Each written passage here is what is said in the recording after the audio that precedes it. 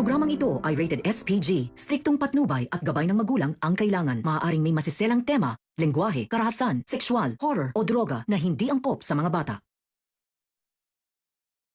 Hari, nalaman na si Morgana ang may pakana kung bakit nagkritikal ang buhay ng daddy nilang si Doc Carlos.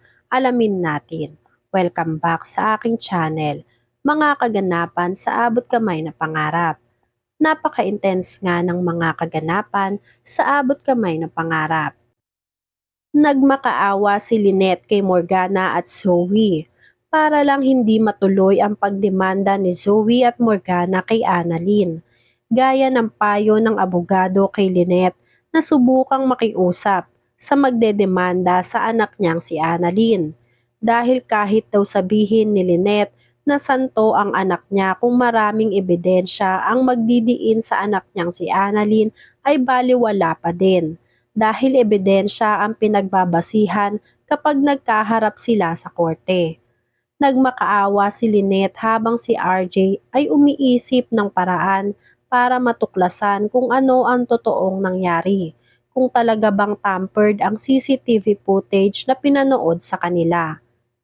Dahil hindi hahayaan ni RJ na masira ang pangalan ng anak niyang si Annalyn nang dahil lang sa binibintang nila.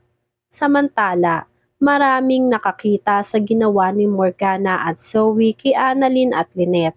Desperada na si Lynette na gawin lahat para lang hindi matuloy ang pagdemanda kay Annalyn. Kahit na nga sinabihan na ni Annalyn si Lynette na hindi na kailangan ni Lynette na magsakripisyo para lang kay Annalyn. Sinabi ni Lynette kay Annalyn na hindi sakripisyo ang tawag sa ginagawa niya, kundi pagmamahal sa isang anak. Kaya wag na raw mag-alala si Annalyn kay Lynette dahil ginagawa lang ni Lynette ang lahat para kay Annalyn dahil mahal niya ang anak niyang si Annalyn. Naiyak si Annalyn dahil sa sitwasyon ng nanay niyang si Lynette. Kahit na nga ang totoo ay hindi naman kailangan ni Lynette na gawin kung ano ang pinag-uutos ni Morgana at ni Zoe sa kanila. Dahil alam ni Annalyn sa sarili niya na wala siyang ginagawang masama kay Doc Carlos.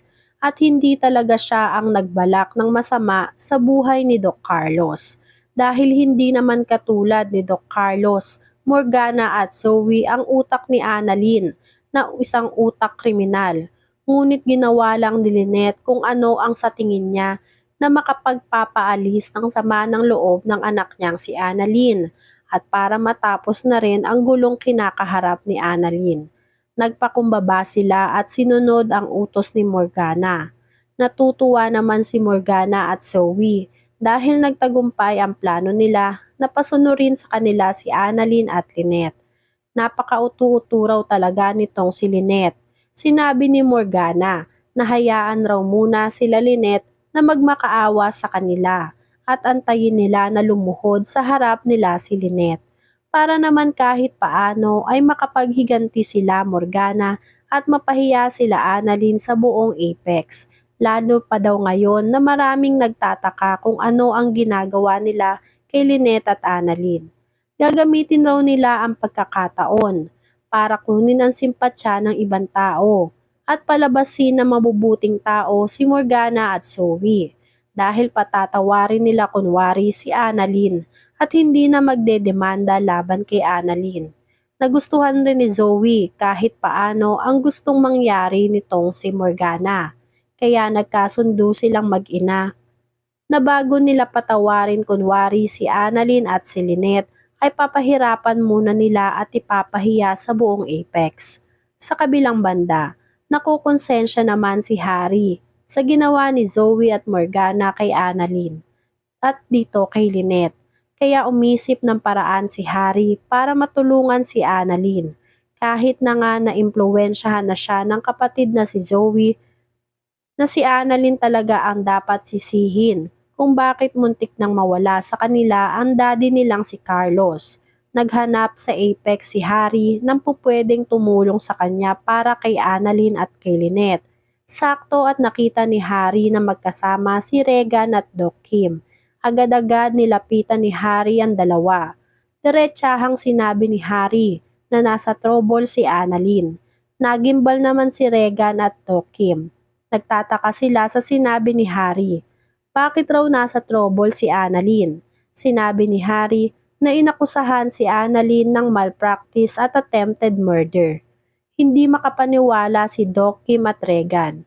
Dagdag pa ni Harry, dahil sa ginawa ni Annalyn sa daddy niyang si Doc Carlos. Kaya naman agad-agad dinipensahan ni Kim si Annalyn na hinding-hindi magagawa ni Annalyn kung ano man ang binibintang nila. Dahil napakabuting tao raw ni Annalyn. Ganun rin si Regan. Pinagtanggol ni Regan si Annalyn laban kay Harry. Sinabi ni Regan kay Harry na bakit naman daw naniwala agad si Harry sa husga nila kay Annalyn. Samantalang alam ni Harry kung ano talaga ang tunay na ugali ni Annalyn. Alam rin ni Harry sa sarili niya na hinding-hindi magagawa ng kasamaan si Annalyn. Sinabi ni Harry na hindi niya maaalis sa isip niya na maniwala na si Annalyn talaga ang may gawa ng yon sa daddy niyang si Carlos. Dahil nakitaan si Annalyn ng ebidensya. Nasa coat ni Annalyn ang insulin. Isa pa ay nakita rin sa CCTV na may ginagawa talagang masama si Annalyn nang iniwan siya ni Harry sa kwarto ni Doc Carlos. Hindi makapaniwala si Regan na kayang-kayang pagbintangan ni Harry si Annalyn. Samantalang ang dami na nilang pinagsamahan na alam nilang hindi makakagawa ng masama si Annalyn. Sa kabilang banda, may suspetsa naman si RJ na naimpluwensyahan lang ni Morgana si Zoe. Kaya idedemanda at pinanindigan ni Zoe na si Annalyn ang may gawa nung yon kay Doc Carlos. Nagimbal naman si Zoe o itong si Doc Ray nang malaman na idedemanda ni Zoe si Annalyn. Sinabi ni RJ na habang nasa tabi ni Zoe si Morgana, ay gagawa at gagawa ng kasamaan si Zoe dahil uudyukan ni Morgana si Zoe na gumawa ng kasamaan. Kaya hindi daw imposible na kaya lumalakas ang loob ni Zoe na magsampa ng kaso laban kay Annalyn ay dahil kay Morgana. Samantala, pinatawag ni Zoe at Morgana si RJ para sabihin ang balita nila kay RJ. Pagdating ni RJ sa opisina ni Morgana, nagtanong agad si RJ kung bakit pinatawag siya nila Zoe at Morgana. Diretsahang sinabi ni Zoe na hindi na nila itutuloy ang pagdemanda kay Annalyn pati na rin sa Apex.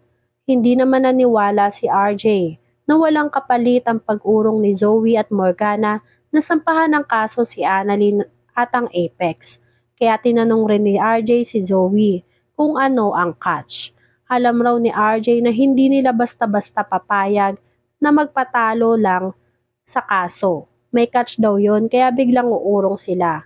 Aalamin pa rin nga ni RJ kung sino ang salarin at mapag-aalaman ni RJ na sinetap lang si Annalyn para siya ang mapagbintangan.